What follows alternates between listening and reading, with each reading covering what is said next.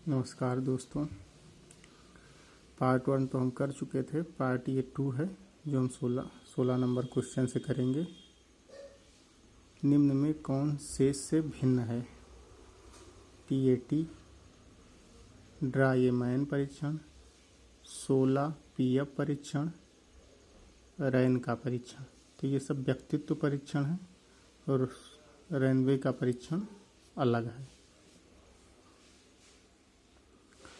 Question number 17, 18, 19, 7, 8, 9, 10, 11, 12 का माध्यांक है। तो इसको हम निकालने के लिए 1, 2, 3, फिर इधर से 1, 2, 3 यानी ये दो बीच में है तो 9 + 10 बटे 2 तो 19 बटे 2 जिसका आंसर होगा 9.5। ये आंसर सही होगा। क्वेश्चन नंबर 18, सूक्ष्म अंतर्दृष्टि के सिद्धांत का प्रतिपादन किया थॉर्नडाइक, स्किनर, गेस्टाल्टवादी मनोवैज्ञानिक, हेंगार्टी। तो इसका प्रतिपादन किया था गेस्टाल्टवादी मनोवैज्ञानिक, जिसमें थे वो कोफका, कोहलर, वर्दीमर। एक गेस्टाल्टवादी, ये संप्रदाय होता है गेस्टाल्टवादियों का। क्वेश्चन नंबर 19, मैकडूगल के अनुसार प्रत्येक मूल प्रवृत्तियों के संबंध होता है। तो मैकडूगल साहब ने 14 मूल प्रवृत्तियां दी। 14 मूल प्रवृत्तियां दी थी। संज्ञानात्मक, चिंतन, संवेग, संवेदना। तो इसका आंसर होगा संवेग। क्वेश्चन नंबर 20, पूर्व अनुभव के आधार पर संवेदना को अर्थ प्रदान करना कहलाता है। संवेदना, कल्पना, प्रत्याज्ञान, अभिप्रेरणा। तो इसका आंसर होगा प्रत्याज्ञान। क्वेश्चन नंबर 21, पिछड़े बालकों के लिए शैक्षिक उपलब्धि की अवधारणा किसने दी है? गोडार्ड ने, सिरिल बर्ट ने, सेलेन ने, बर्टन हल ने। तो इसका आंसर होगा सिलर बर्ट ने। क्वेश्चन नंबर 22, निम्न में कौन एक उत्तम परीक्षण की विशेषता से भिन्न है, अलग है? विश्वसनीयता, अभिक्षमता, वैधता, वस्तुनिष्ठता। तो इसमें अलग है अभिक्षमता। निम्न में से कौन सा बुद्धि का सिद्धांत नहीं है? बुद्धि का सिद्धांत, इस पे विशेष ध्यान दीजिए, नहीं पूछा है। एक तत्व का सिद्धांत ये है, दो तत्व का सिद्धांत ये भी है, बहुतत्व का सिद्धांत ये भी है, दो तत्व का सिद्धांत ये भी है। इसमें से जो नहीं है वो प्रत्यागमन का सिद्धांत, ये बुद्धि का सिद्धांत नहीं है। चाहिए इंग्लिश में भी है।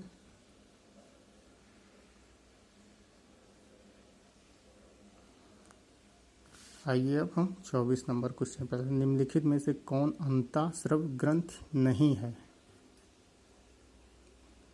एडिनल ग्रंथि, थायराइड ग्रंथि, पीयूष ग्रंथि, लार ग्रंथि। तो लार ग्रंथि नहीं है। पियाजे के अनुसार संज्ञानात्मक विकास की दूसरी अवस्था, पियाजे साहब ने 4 अवस्थाएं दी थी। 4 अवस्था दी थी, जिसमें से पहली थी संवेगात्मक अवस्था, जो 0 से 2 वर्ष तक होता है।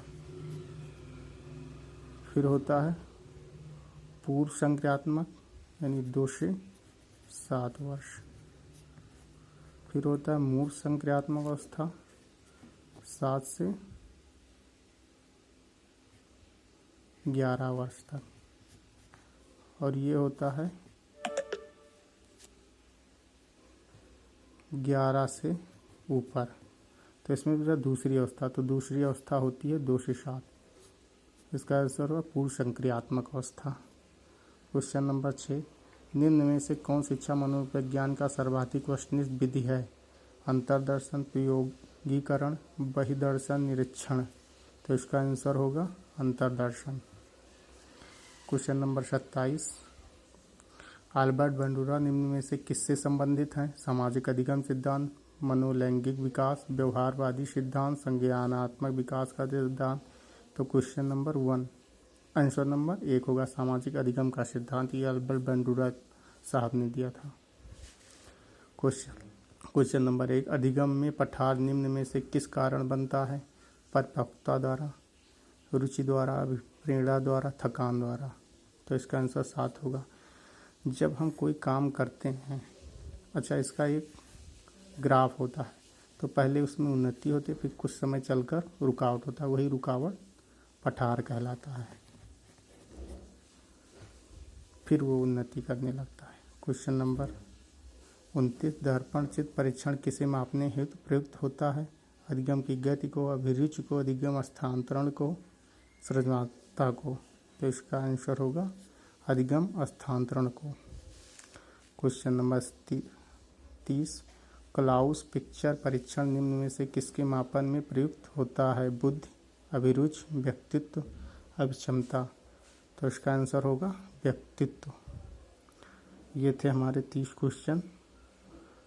धन्यवाद।